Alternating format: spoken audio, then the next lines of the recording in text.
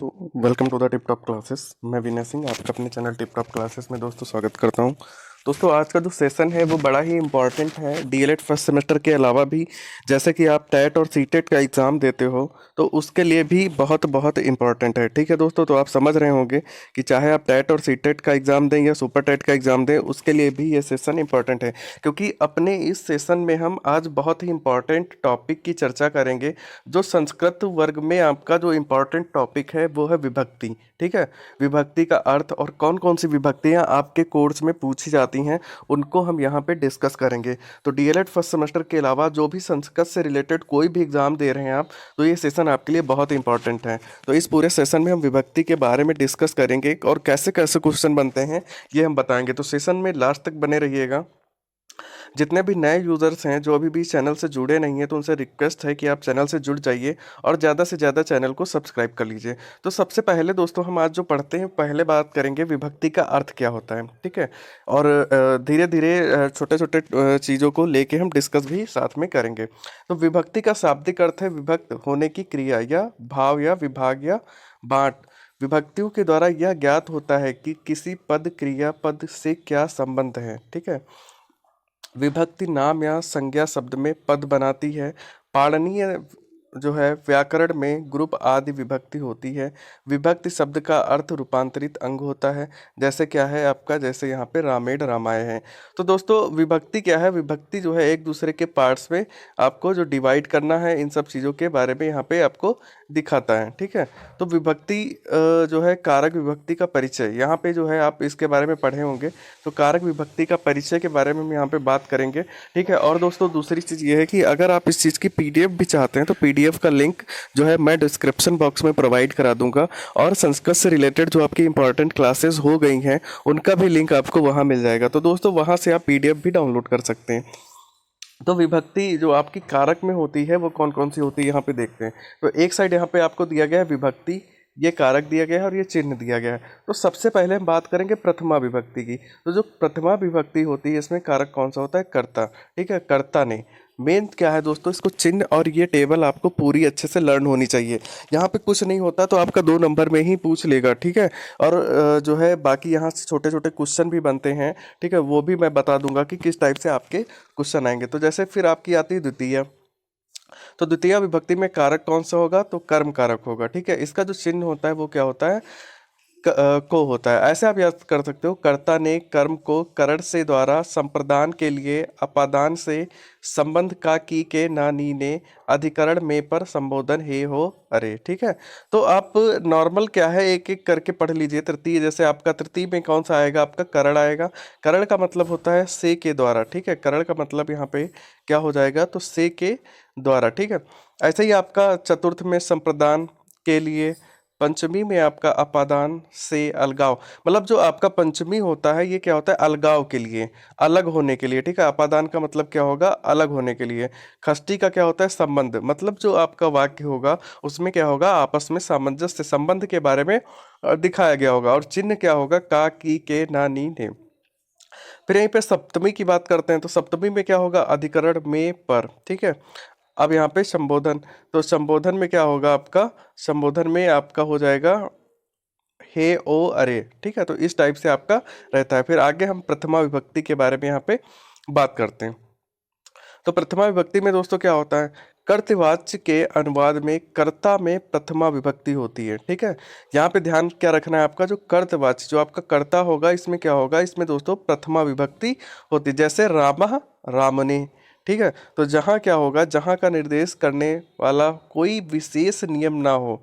ठीक है, विभक्ति तथा शब्द एकमात्र निर्देश करना हो, वहाँ दोस्तों क्या होगी? वहाँ प्रथमा विभक्ति होगी। मतलब जहाँ कोई भी निर्देश करने वाला कोई विशेष नियम ना हो तो ऐसी जगह क्या होगा? वहाँ पे आपका प्रथमा विभक्ति होती है। फिर आगे दोस्तों हम बात करते हैं।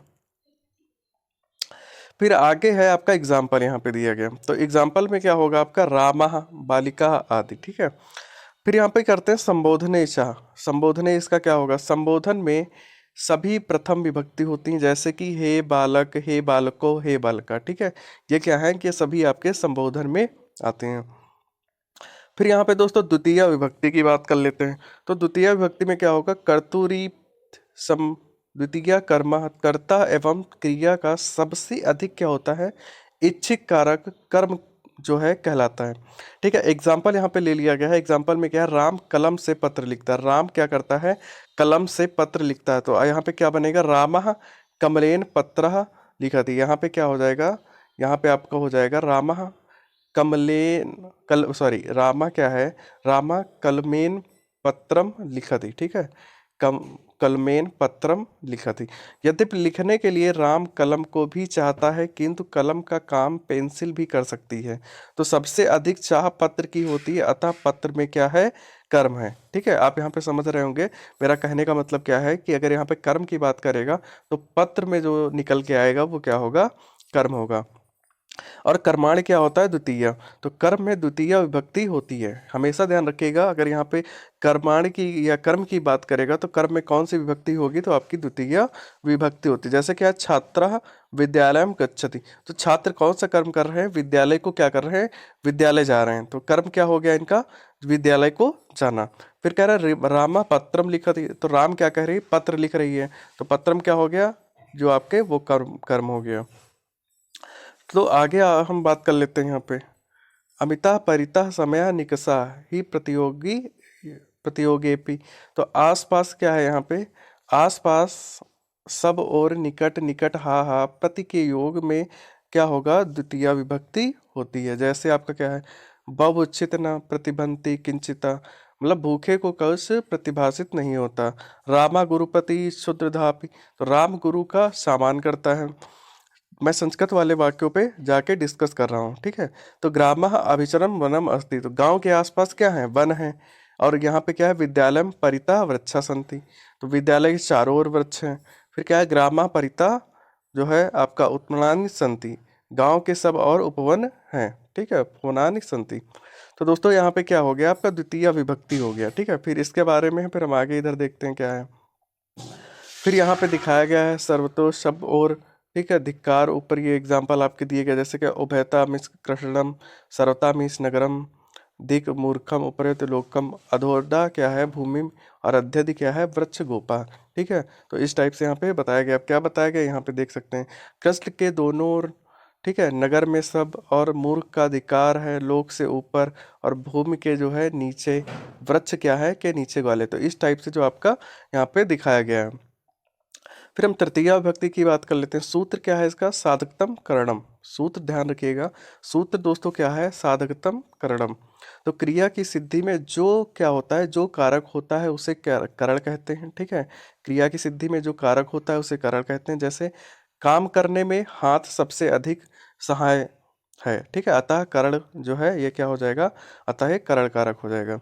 अब यहाँ पे दिखाया गया है कर्तव्य करणोत् तृतीया। ठीक है, कर्तव्य करणोत् तृतीया।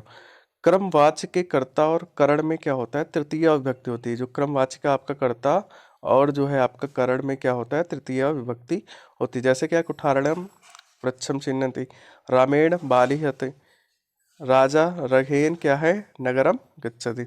तो कुल्हाड़ी में वृक्षों से, कुल्हाड़ी क्या है, कुल्हाड़ी से वृक्षों को काटते हैं। फिर राम के द्वारा क्या करते हैं, बाली को मारा गया। राजा रथ से क्या है, नगर को जाता है। तो ये यहाँ पे आपके दिए गए हैं। फिर दोस्तों आगे क्या है, आगे फिर यहाँ पे और एग्जाम्पल दिए गए हैं। तो इन पे आप जो है पीडीएफ में आप इसको अच्छे से पढ़ लीजिएगा। ठीक है, इन पे कोई बहुत ज़्यादा विशेष चर्चा करने की ज़रूरत नहीं है। फिर हम सीधे चतुर्थी विभक्ति के बारे में बात करते हैं।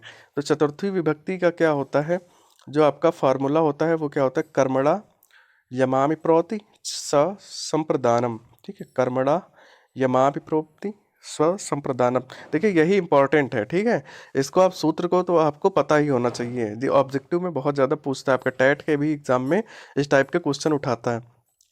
तो कर्ता कर्म के द्वारा जिसे अभिप्रेरित करता है, कर्ता जिसे जो है, कर्ता क्या करता है, जिसे अभिप्रेरित करता है और कुछ देता है। ठीक है, या जिसके लिए कुछ जो है देता देना चाहता है, वह क्या होता है, संप्रदान कहलाता है। वह क्या कहलाएगा, संप्रदान कहलाएगा। अब यहाँ पे एग्जाम्पल दिए गए जैसे, ठीक है, विप्रायगा तदात। तो ब्राह्मण को गाय देता है। तो ब्राह्मण का क्या है, ब्राह्मण को गाय देता है। ये देखिए यहाँ पे जो है सिंबल भी, चिन्ह भी लगा हुआ, बालकेभ्य फलानि गच्छन्ति। तो बालकों को फल देता है।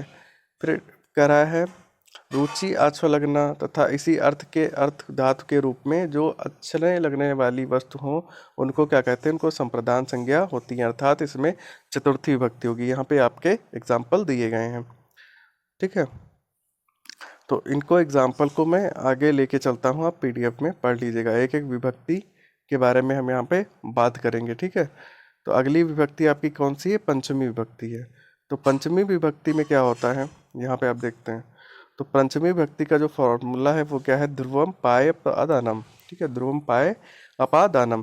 तो अपाय विश्लेषण अलग होना अर्थ में क्या होता है, जो ध्रुत हो अर्थात जिससे क्या हो, अलग हो, उसे क्या कहते हैं, अपादान कहते हैं। जैसे वृक्ष से पत्ते क्या होते हैं, गिरते हैं, वृक्षात पत्राणि पतन्ति, ठीक है। पत्ता वृक्ष में क्या होता है, अलग होता है, अतः वृक्ष क्या होगा, अपादान होगा, ठीक है। अच्छा, यहाँ पे क्या हो जाएगा, तो ये यहाँ पे अपादान होता है। अब अपादाने पंचमी, ठीक है, अपादाने पंचमी, तो अपादान में पंचमी जो विभक्ति होती है, ठीक है, अपादान में कौन सी विभक्ति होगी, तो अपादान में पंचमी विभक्ति होती है। यहाँ पे एग्जाम्पल दिए गए हैं, ठीक है, इसी टाइप से एग्जाम्पल होंगे और आपसे क्वेश्चन किया जाएगा। तो सा ग्रामात गच्छामि, तो इसमें क्या है, वह गांव से जाता है, तो गांव क्या हो रहा है, अलग हो रहा है, तो यहाँ पे क्या होगा, आपका पादान हो जाएगा। वृक्षात पत्राणि पतन्ति, तो वृक्ष से क्या है, पत्ते गिरते हैं, पत्ते क्या हो रहे हैं, वृक्ष से जो है अलग हो रहे हैं, ठीक है। तो रमेशा आसनाट, उसमें तो रमेश आसन से क्या करता है, उठता है, तो आसन से उठने का मतलब क्या है, आसन से रमेश अलग हो रहा है। हिमालयात गंगा प्रभवंती, तो हिमालय से गंगा क्या करती है। फिर दोस्तों यहाँ पे क्या है, आपकी षष्ठी विभक्ति आ जाती है।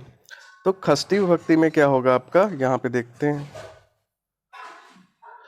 कर्मकरण संप्रदान अपादान तथा अधिकरण अर्थों के अतिरिक्त एवं स्वाभाविक समीपस्थ आदि संबंधों को क्या करते हैं, प्रकट करने के लिए षष्ठी विभक्ति का प्रयोग होता है, ठीक है।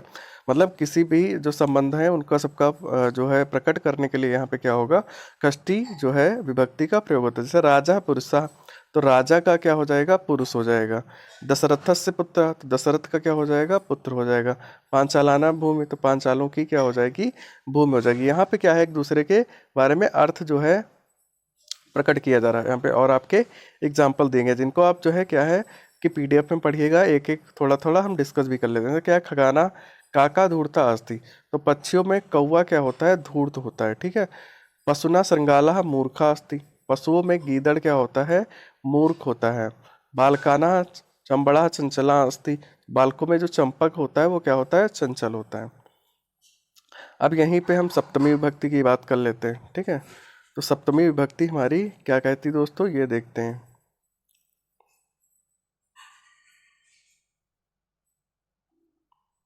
हाँ जी, तो ये सप्तमी विभक्ति यहाँ पे आपकी दी गई है, इसके बारे में हम बात करेंगे।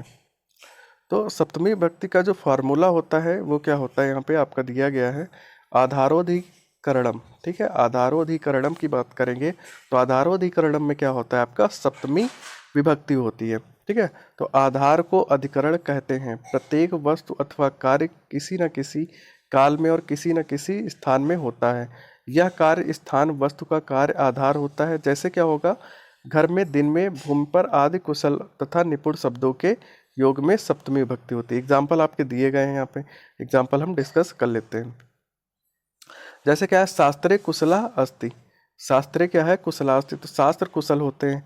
शास्त्रे निपुणा, तो शास्त्र क्या होंगे, निपुण होंगे। अब सप्तमी देखो से, तो अधिकरण में सप्तमी विभक्ति होती है, ठीक है। अधिकरण में क्या होगा, सप्तमी विभक्ति होती है। जैसे अब क्या है, वयम ग्रहे वशाम, तो हम जो है घर में रहते हैं।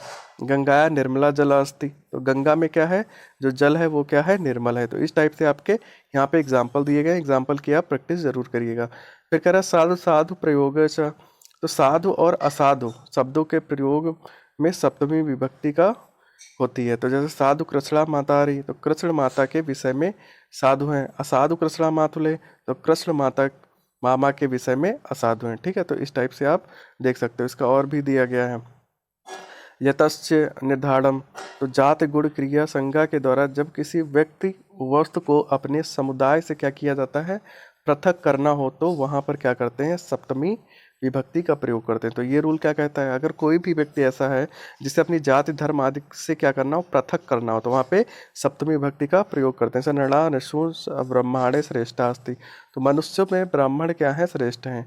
और क्या है, गवाम गेशुआ कृष्णा बहुक्षीरा अस्ति, तो गायों में कृष्णा बहुत दूध वाली क्या है, होती है, दूध वाली गाय जो भी है गाय होती है। फिर दोस्तों यहाँ पे जो आपका था ये इम्पॉर्टेंट मैंने यहाँ पे डिस्कस कर लिया है। इसके अलावा जो इम्पॉर्टेंट आपकी क्लासेस थी वो जो है हमने पहले जो दे चुके हैं उसका लिंक भी हम डिस्क्रिप्शन में प्रोवाइड करा देंगे।